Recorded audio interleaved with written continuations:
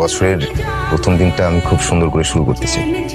একটা কথা বলতে চাই, তোমাকে আমি ভালোবাসি মিনা, আমার জীবনের চেয়েও বেশি ভালোবাসি।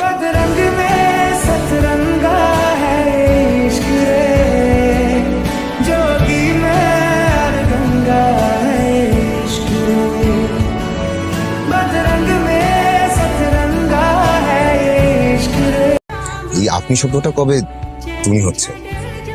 যে কোনো দিন, যে কোনো সময়, যেদিন আপনার প্রতি আমার তুমি অনুভূতি হবে।